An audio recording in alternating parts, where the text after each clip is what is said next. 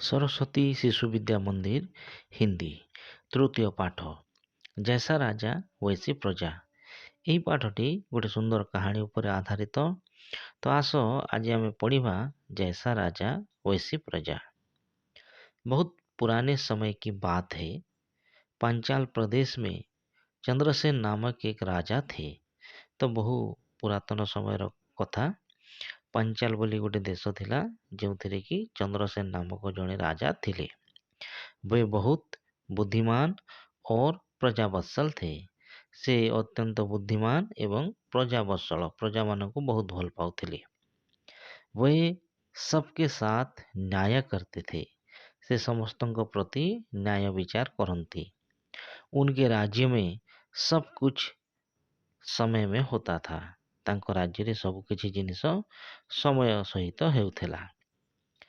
खेतों में खूब अन्न उत्पन्न होता था। देश धन धान्य से पूर्ण था। तो खेतरे मध्य अन्न उत्पादन ठीक भाव रे होउथिला, बहुत होउथिला एवं देश धन धान्य रे पूरी उठिथिला। प्रजा सुखी थी। प्रजा माने सुखी थिली।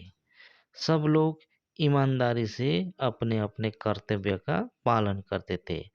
समस्ते ईमानदार कले सत्यर सहित निज निजर कर्तव्य पालन करुथिले बा निजर कर्म सब करुथिले। राजा चंद्रसेन सदा गुणी और विद्वान लोगों का सम्मान करते थे। तो राजा चंद्रसेन किपरि लोक थिले ना से सबुबेले गुणी लोक मानकर जहार गुण थिबो आ विद्वान मानकर से सम्मान करुथिले। वे अनुचित काम करने वालों को कठोर दंड देते थे। से खराब काम अनुचित काम कहले खराब काम करने लोगों को से कठोर दंड प्रदान करुथिले। उनके राज्य में ना तो चोर थे और ना ही डाकू। तो तांको राज्य रे कौनसी चोर मध्य नथिले कि डकैती बा डाकू मध्य केही नथिले। कोई किसी को सताने की कोशिश नहीं करता था। केही काहाकू हैरान करिवार चेष्टा मध्य करू नथिले। सताना कहले हैरान करिवार, कोशिश कहले चेष्टा। राजा और उनके राज्य की और कोई भी शत्रु आंख उठाने की हिम्मत नहीं करता था। तो राजा बा तांकर राज्य प्रति केही शत्रु मध्य खराब दृष्टि रे देखि मध्य खराब दृष्टि मध्य की देखु नथिले बा खराब दृष्टि रे देखिवार साहस मध्य करू नथिले। उनके राज्य में सभी जगह लक्ष्मी देवी विराजमान थी। तो तांको राज्य रे सबुआड़े लक्ष्मी बा धन संपत्ति रे जेपरिकी पूर्ण थाए तो आमे कहू ताकू लक्ष्मी देवी विराजमान थी। तो लक्ष्मी विराजमान करुथिले। राजा चंद्रसेन हमेशा सोचते रहते थे। तो राजा चंद्रसेन सबुबेले भाबुथिले। कौन भाबुथिले कि राजमहल में, दरबार में, नगरों में, गांवों में हर जगह मुझे अपनी प्रशंसा ही सुनने को मिलती है। तो से कौन भाबुथिले ना राजमहल रे हेउ, दरबार रे हेउ, नगर मानक रे हेउ, गाँ रे हेउ सबु जगार मते प्रशंसा खाली सुनुची। तो से कहूथिले मेरे गुण सभी गाते हैं परंतु मेरे अवगुण कोई नहीं बताता।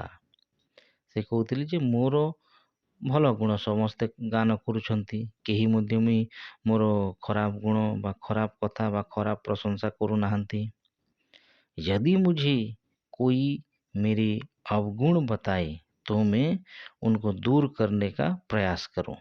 तो जे कौन से लोक जदि मते मोर खराब गुण विषय कहता मु ताकू परिवर्तन करती बा मोर खराब गुण को त्याग करती। तो राजांकर गोटे कथा सबले चिंता करथिले जे समस्ते तो मोर भल गुण गाउछंती किंतु केही जणे जदि मते मोर खराब गुण देखै दियंता मु से मोर खराब गुणटा को त्याग करती। एक दिन राजा ऐसे लोगों की खोज में निकल पड़े जो उन्हें उनके अवगुण बता सके। खोजते खोजते वे हिमालय की तराई में स्थित एक ऋषि के आश्रम जा पहुंचे।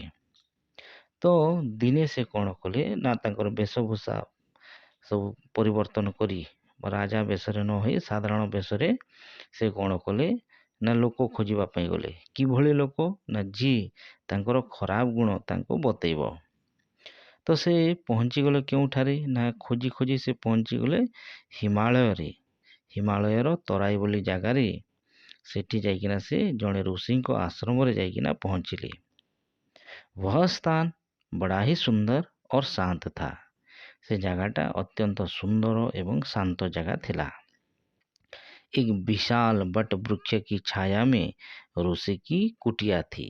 ତ ସେଟା ଗୋଟେ ଋଷିଙ୍କର କୁଟୀର ଥିଲା। କୁଟିଆ କହିଲେ କୁଟୀର ବା ଛୋଟ ଘର ଥିଲା।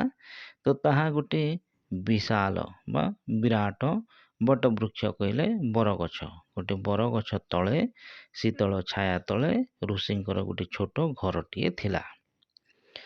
पास में एक नदी कलकल करती हुई बह रही थी। पाखरे गोटे छोट नदी कुलु कुलु नाद करी बही जाउथिला। कुटिया के चारों ओर भांति भांति के सुंदर फूल खिले थे। से कुटीरर बा से छोट घरर चारिआडे भांति भांति के माने विभिन्न प्रकार सुंदर फूल सबू थिला। वहां के सारे पशु पक्षी एक घाट में पानी पीते थे। से जंगल रे समस्त जीवजंतु पशु पक्षी से गोटे घाट रे पानी पीउथिले। वे सभी आनंद से निडर होकर इधर उधर घूमते रहते थे। से माने मध्य समस्ते आनंद रे निर्भय रे, निडर कहले निर्भय रे से माने इधर उधर बा एपटे सेपटे विचरण करुथिले। घूमते थे कहले विचरण करुथिले। उस स्थान का सुंदर और शांत वातावरण देखकर राजा अपनी थकान भूल गए। तो से स्थानर सुंदर आकर्षणीय परिवेश को देखी राजा निजर क्लांत बा थकापण भूली गले। आश्रम में पहुंचकर उन्होंने ऋषि को प्रणाम किया। आश्रम में पहुंची राजा से छद्मवेश ऋषि को प्रणाम कले। ऋषि ने हृदय से राजा का स्वागत किया और खाने के लिए उन्हें कुछ फल दिए। राजा फल खाकर बहुत प्रसन्न हुए। तो ऋषि राजा को माने से छद्मवेशी राजा को से स्वागत जणैले एवं तांको खाइबा पई किछि फल देले।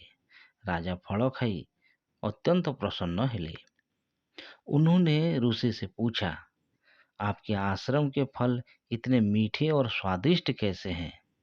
तो से राजा पचारिले जे आपणकर आश्रमर फल एते मीठा और स्वादिष्ट किपरि अछि? ऋषि ने कहा, ऋषि कहिले, हमारे राजा इस समय न्याय और धर्म के अनुसार राज करते हैं। उनके पुण्य के प्रभाव से ये फल इतने स्वादिष्ट हैं। राजा को ऋषि की बात पर विश्वास ही नहीं हुआ। उन्होंने इस बात की परीक्षा लेनी चाहिए।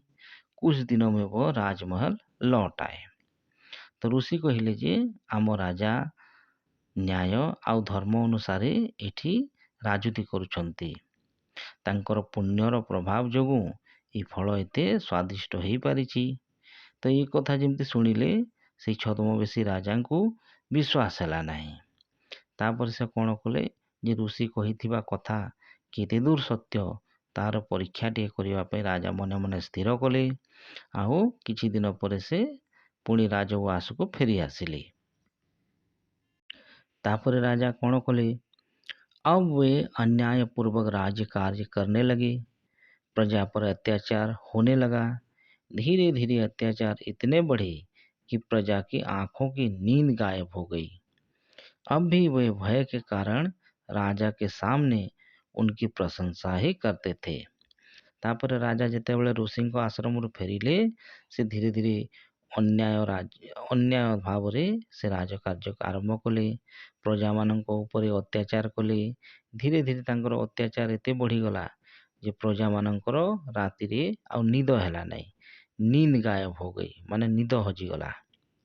किंतु प्रजा माने एबे भय जोगु तांकर प्रशंसा करुथिले।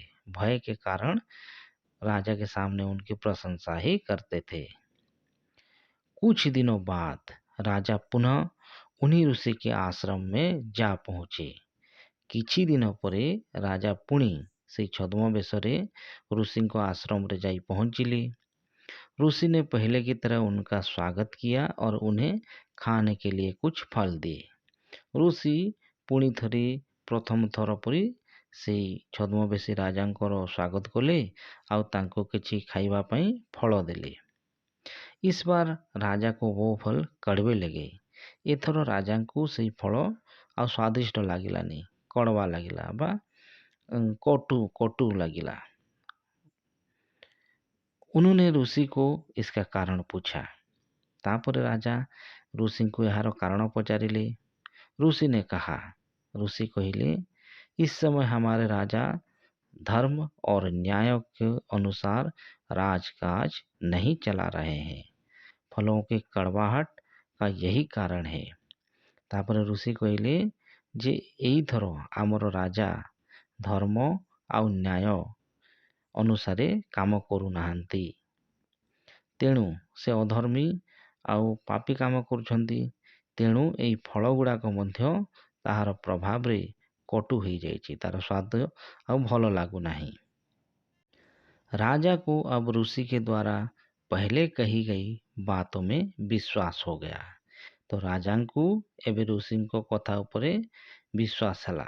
जे कौन विश्वास हला ना भल काम करुथिबारु से प्रथमे फल गुड़ाक मिठा लागुथिला, किंतु एथर राजा खराब काम करुछंती, प्रजा मानक प्रति अन्याय करुछंती। तेणु तांको जंगल रे थिबा फल मध्य सुस्वादु न होई कटुयुक्त होईछि। वे राजमहल में लौट आए और पहले की तरह राजकाज चलाने लगे। तो से पुणी राजउवास को फेरी आसिले आ प्रथम भली माने आग भली से न्याय आउ धर्म आकार रे निजर राज्य रे शासन कले। तो यहाँ थिला गोटे सुंदर कहानी जे आमे भल काम कले आमर सब बेले भल हुए, आमर परिवेश मध्य भल थाए, आउ खराब काम कले आमर परिवेश मध्य खराब हो जाए। एबे आस करिबा आमे यार अभ्यास प्रश्न उत्तर। तो एक नंबर अच्छी नीचे दिए गए प्रश्नों के उत्तर दीजिए। करे अच्छी पंचाल देश के राजा कौन थे? तो लिखिबो पंचाल देश के राजा चंद्रसेन थे। ख नंबर राजा कैसे राजकाज चलाते थे? तो राजा प्रजावत्सल थे, वे न्याय और धर्म के साथ राजकाज चलाते थे। ग नंबर एक दिन राजा के मन में क्या विचार आया? तो एक दिन राजा के मन में विचार आया, मेरे गुण सभी गाते हैं परंतु अवगुण कोई नहीं बताता। यदि मुझे यह पता चलेगा कि मेरा अवगुण क्या है तो मैं इसे दूर करने का प्रयास करूंगा। घ नंबर राजा ने ऋषि से क्या प्रश्न पूछा? तो कौन प्रश्न पचारि थिले? राजा ने ऋषि से प्रश्न पूछा, आपके आश्रम के फल इतने मीठे और स्वादिष्ट कैसे हैं? वह नंबर ऋषि ने राजा से क्या उत्तर दिया? तो ऋषि कौन कही थिले ना ऋषि ने राजा से उत्तर दिया, हमारे राजा इस समय न्याय और धर्म के अनुसार राज करते हैं, उनके पुण्य के प्रभाव से ये फल इतने स्वादिष्ट हैं। 2 नंबर इस कहानी में निम्नलिखित वाक्य किसने किससे कही है? तो कौर हची आपके आश्रम के ये फल इतने मीठे और स्वादिष्ट कैसे हुए? तो इटा की कही थिले? तो राजा चंद्रसेन ने ऋषि से कहा है। ख नंबर हमारे राजा इस समय न्याय और धर्म के अनुसार राज करते हैं। तो यही कथा किए कही थिली? तो ऋषि ने राजा चंद्रसेन से कहा है। ग नंबर इस समय हमारे राजा धर्म और न्याय के साथ राजकाज नहीं चला रहे हैं। यही कथा मध्य ऋषि ने राजा चंद्रसेन से कहा है। 3 नंबर सही शब्द छांटकर खाली स्थान भरिए। तो कौरे अच्छी पांचाल प्रदेश के राजा का नाम डैक्स था, तो चंद्रसेन था। ख नंबर राजा चंद्रसेन सदा डैक्स लोगों का सम्मान करते थे, तो गुणी और विद्वान लोगों का सम्मान करते थे। ग नंबर वह स्थान बड़ा ही सुंदर और डैश था, शांत था। घ नंबर, ऋषि को राजा ने प्रणाम किया। तो ऋषि को डैश स्थान लिखिबो राजा ने प्रणाम किया। तापरे वो नंबर, ऋषि ने राजा को खाने के लिए कुछ डैश दिए, तो कुछ फल दिए। 4 नंबर, नीचे दिए गए वाक्यों को सही करके लिखिए। यहाँ में शुद्ध करी लिखिबा। करे अच्छी, बुद्धिमान थे वे बहुत और प्रजावत्सल। तो यहाँ को ठीक करके लिखिबो जे वे बहुत बुद्धिमान और प्रजावत्सल थे। ख नंबर, राजा सम्मान करते थे गुणी लोगों का, विद्वान सदा और। तो यहाँ को सजाड़ी के ना लिखिबो बा शुद्ध कर लिखिबो जे राजा सदा गुणी और विद्वान लोगों का सम्मान करते थे। ग नंबर, एक दिन मन में एक राजा के आया विचार। तो एक दिन राजा के मन में एक विचार आया। घ नंबर, ऋषि को आश्रम में प्रणाम किया राजा ने पहुंचकर। तो এটা है वो आश्रम में पहुंचकर राजा ने ऋषि को प्रणाम किया। ओ नंबर, इस समय राजा हमारे अनुसार न्याय और धर्म की राज करते हैं। तो এটা है जो हमारे राजा इस समय न्याय और धर्म के अनुसार राज करते हैं। 5 नंबर, नीचे दिए गए शब्दों को लगाकर वाक्य बनाइए। तो लिखिए भूख, बच्ची को भूख लगी है। बुद्धिमान, आशुतोष एक बुद्धिमान लड़का है। राजमहल, जनक ऋषि के राजमहल में झोपड़ी भी थी। विचार, राजा को सही विचार करना चाहिए।